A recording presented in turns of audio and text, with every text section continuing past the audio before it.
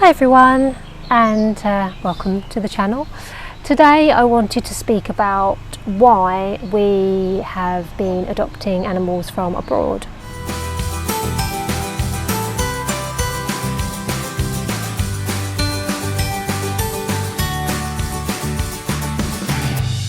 Now, as some of you may know, we have a few animals from abroad. We have Benny, the Romanian dog. We have Bobo from Greece. We have Frank from a different part of Greece. We have Alfie, Oti and Motsi, all from Dubai. Now, the reason we have gone for these animals is mainly because the situation abroad is worse than here, and that's the bottom line. There is absolutely nothing wrong with adopting an animal from the UK, and we totally, absolutely, wholeheartedly want you to do that, as long as you're adopting an animal rather than buying one from a breeder or a pet shop or the internet or wherever, then that's 100% wonderful. Nothing wrong with adopting cats and dogs and any animal from the UK. We also do this and totally happy with it. The main thing is adopt, don't shop. So I just want to say that, because a lot of people have said, well, not a lot, but a few people have said to us, you know, oh, why are you always adopting animals from abroad? Why are you not adopting animals from the UK? That's why I wanted to address this. The main reason we have adopted from beyond the UK is really because the need for adoptions over in other countries are far greater than they are here. Here, although of course there are shonky breeders, there are horrible people who neglect their animals, there are all sorts, there are strays, but the situation in the UK is nowhere near as bad as it is in some of the other countries.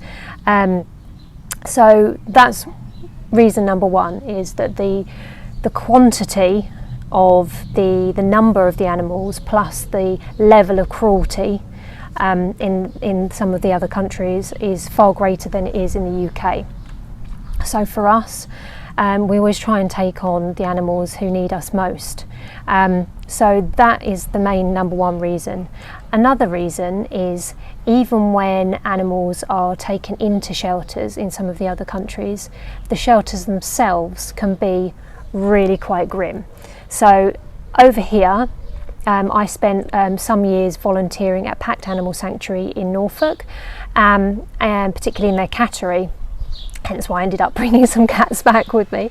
And the quality of care and the quality of their housing and their food and everything, the veterinary care that they get there is wonderful.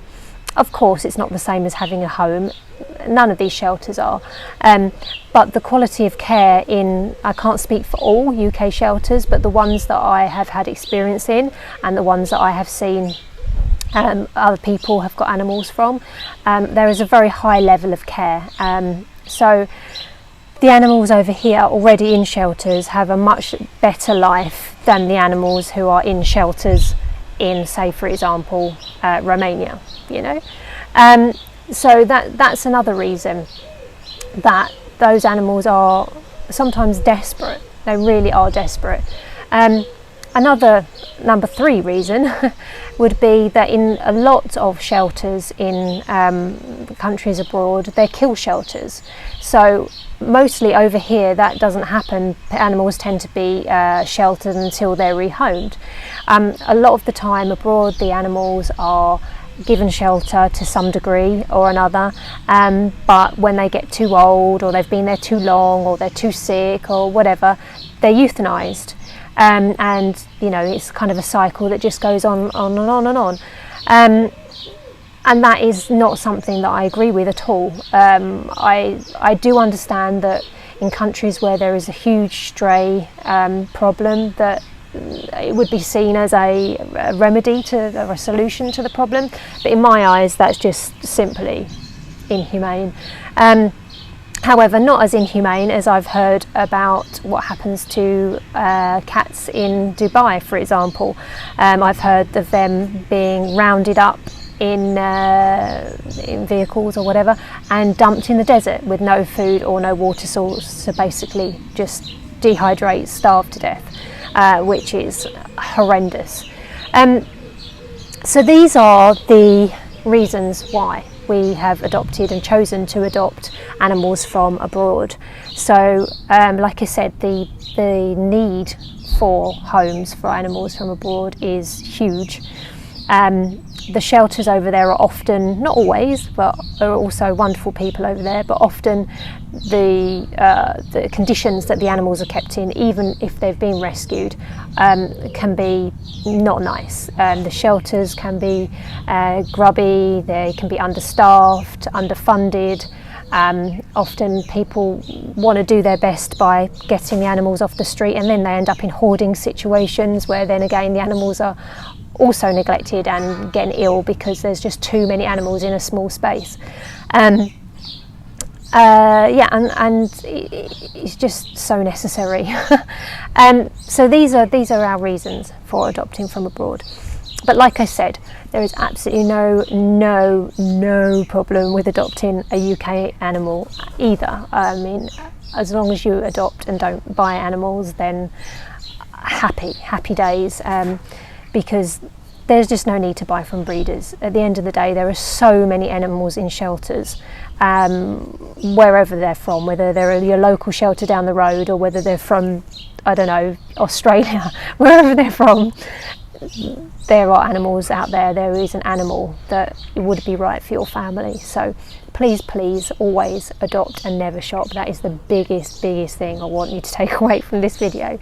But I hope that explains some of the reasons why we've done that, and it's not to shun any UK animals whatsoever.